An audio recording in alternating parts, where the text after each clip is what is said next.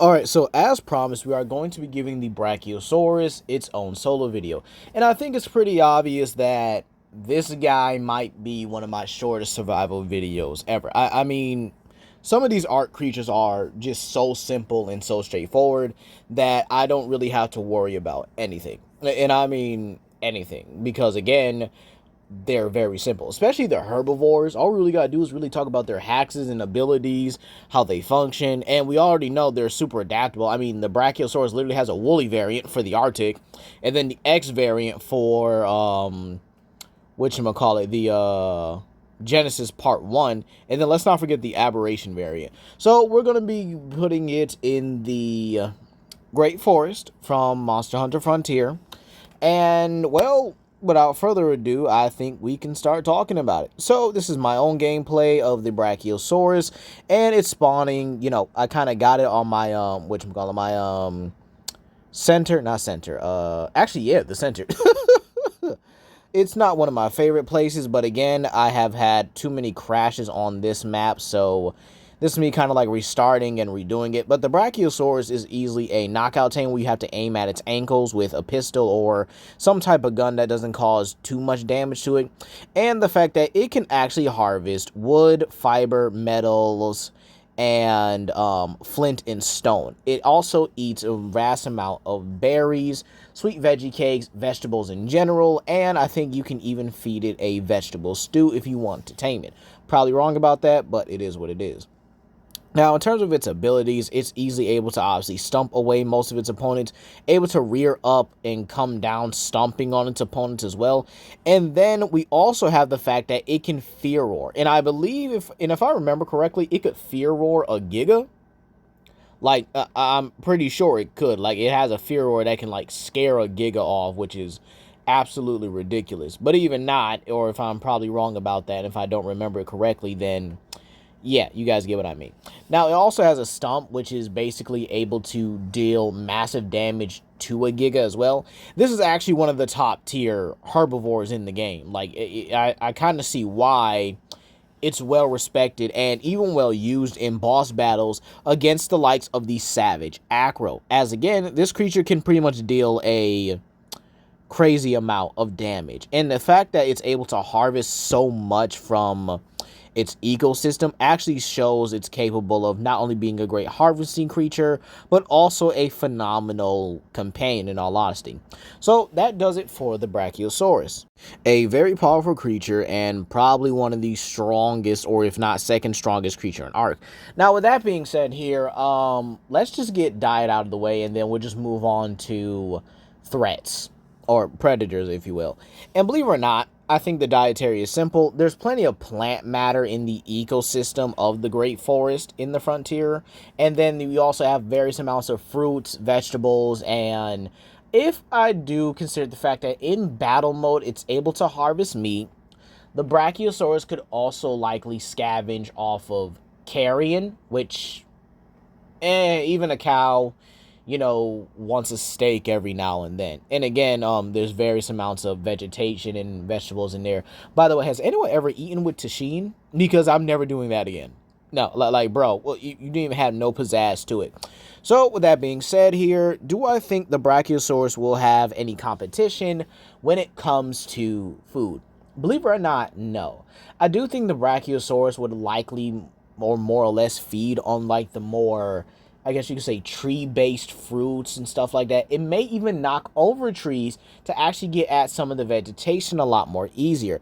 And this means that it may also benefit other species like Aptonoth and maybe even some of the congas.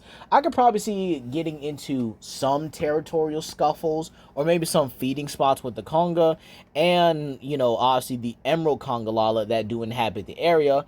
However, I'm really convinced to say that Congalala would likely just back down. Because again, if any of these herbivores started to get a little bit, I guess you could say a little bit confrontational with a group of Brachiosauruses, because we already know I do put 20 of these creatures in the region, and these guys are capable of living in groups up to 2, and if we do have them in close proximity, yeah, they're coming to each other's aid. No ifs and a buts about it. But with that being said here, Yeah, an Emerald Congalala is not doing anything to a Brachiosaurus at all. So pretty much, Brachiosaurus not only has an easier time feeding, but it has an easier time just pushing around any other creature that simply tries to take its food source. So with that out of the way, let's actually move on to threats-predators. Well, honestly, this is probably where the video does end, but let's actually talk about it. Part 2, predators and, well, creatures that are obviously gonna, kill or try to threaten a Brachiosaurus from Ark. Yeah, not too many. Let's start off with obviously the ones that aren't really a threat, that being the Velocidromes and Velociprey. Now, these guys are likely threats to infant Brachiosauruses, but again, you're inciting the wrath of a parent.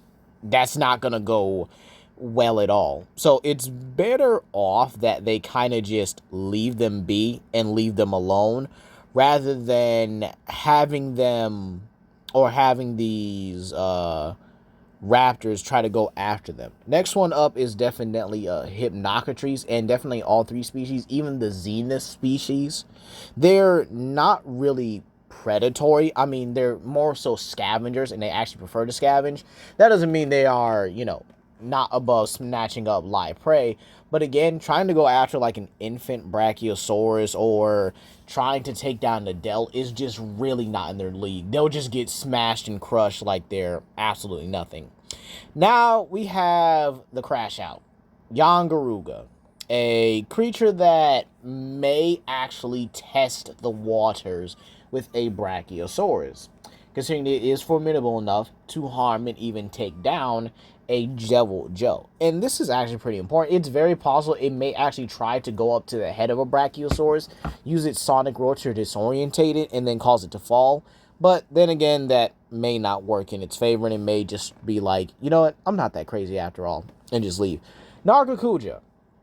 Nargacuja could easily take on or easily snatch a baby Brachiosaurus and then flee with it. Then you have the fact that maybe at nighttime it could wear down an adult, but by the time that happens, the Brachiosauruses could likely form up and then create a protective barrier around each other. So it's very possible that Nargacuja would definitely have to play the long game in order to get prey. Same thing with Zinogre. Even if Zinogre is directly able to confront one in a one-on-one, it's still capable of getting squashed and crushed, just like Nargacuja. However, if it does use its Fulgur bugs to stun it, it could very well take one down. But again, that's a very tall order. Now on to the ones that are really threatening. Espinas. Now while Espinas is definitely more of a, I'll probably say like a bear, if anything. So I gotta agree with Unnatural History's theory about it, that Espinas is more like a bear. But again, it does eat more frogs and bugs than anything else. However, it would still eat the meat of other, creatures. No diddy. And still prey upon the creatures. So believe it or not, I do think it is capable of taking down a Brachiosaurus with its poison and its Elder Dragon level status. So it really should not be a problem for Espinas to take down a Brachiosaurus. But now we have the Unknown, which is basically a Rathalos with Elder Dragon level status and the ability to manipulate red lightning. Yeah, it could take down a Brachiosaurus, but it may just not go for it. But again, if it realizes it can put 2 and 2 together, come up with 4 and take one down, yeah, it could definitely do so. But now let's move on to the actual threat of this region, Aborogu. Now, Aborogu is more than capable of doing both taking down a young Brachiosaurus and taking down an adult. However, the reason why it's capable of taking down an adult is because of its pack hunting behavior. You see, Aborogus will actually coordinate in groups up to 2 to 3 members. Now, a group of 2 would definitely be able to take down a Brachiosaurus, maybe with some casualties, but a group of 3 in a well-coordinated assault, maybe ambushing it or getting one isolated from the herd, yeah, it's definitely taking one down. And believe it or not, that honestly just leaves us with nothing else here. So we can honestly talk about how I think Brachiosaurus would honestly expand in the Monster Hunter franchise. And well, the fact that it is still capable of taking down these predators and killing them, even in one-on-one or maybe even 2-on-1 confrontations, does mean that Brachiosaurus is vastly capable of, dominating the ecosystem. Basically being in the same class as a dominant life form like Gameth, Duramboros, and Gravios. Basically those kind of creatures, except it would likely be a lot more common and in herds as well, considering how sauropod behavior was. And I don't think it's impossible to say that a real life Brachiosaurus would travel in herds, but probably not overly, big herds as well. So believe it or not, I do think that the guild would definitely be able to tame these guys. Likely the same way they're able to do Aptonoffs and, Apsaros. They're able to tame these creatures, right? And actually use them as beasts of burden. I don't see Brachiosaurus as a combat mount. No, I don't. But it can be used for possibly kingdom defenses and kingdom repels. You see, when it comes to creatures that are just massively powerful, capable of destroying kingdoms. Maybe even villagers would also use them as combat mounts, so I guess that kind of goes against my initial talk about it, or my initial thoughts about it being not a combat mount also often, but I definitely think it would be a great village guardian with them utilizing Brachiosauruses to definitely fight off other predators that would be able to harm the villages, like the Gaiadromes and the Gaia Prey. And then Brachiosaurus' Fear Roar can definitely clear a lot of even larger predators as well that would get in. And believe it or not, I do think they would be transported over in the New World, and because of this, they would likely adapt to multiple environments and get a different variant, or if not, different subspecies of Brachiosauruses that are capable of doing other things. The lava variant may actually have the ability to manipulate magma to a certain physical degree. Then you could likely have those that live in swamps, or you could likely have those that adapted to fighting off against the likes of Devil Joe. You see, I think the reason why the Brachiosauruses would likely evolve here, and again, for even an arc creature evolving, that's something dangerous to think about. But I do think the reason why they evolve is likely because Devil Joe would likely prey on them. I mean, think about it. They're mountains, and I mean mountains of flesh that are in a good place or a good, food range for Devil Joe. I also think Tiger Rex is capable of taking one down as well, and maybe even in our environments where woolly brachios are pretty much, common, then they would also be targets for Barioth as well. Basically, any predator that is a master at taking down strong animals, and even the likes of, in all honesty, I think Glavenus as well is a very big problem for a Brachiosaurus, considering the fact that it can wear it down with its slashes and then go in for the killing blow when it's fully worn down. And the Brachiosaurus would likely have to start adapting maybe its own various different means of elemental manipulation.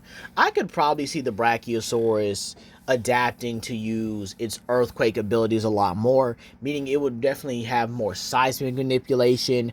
Variants or subspecies would definitely be able to use maybe other abilities. And believe it or not, I do think new species could be born from living in the Monster Hunter world. Now you might say, why have I never done this with really any other monster? And it's because they actually do fit perfectly. But not only because the Brachiosaurus fits perfectly, but it also has a lot of room for it to change. Plus, if it never really had the variants that pretty much adapted the way they did, I don't think that the, Brachiosaurus and stuff like that would have actually been able to, I guess you could say, have this kind of theory or have this kind of possibility. But overall, I do think the Brachiosaurus does function very great in world as a village guardian, in my opinion, more than a combat mount. And then we also have things where I can see new subspecies being born. By the way, I would love a sauropod monster in Monster Hunter already. But that's going to be all for today, you guys. Please comment down below, like and subscribe and share with your friends. This is Legendary Grimlock, and I hope you guys have a blessed day. Peace.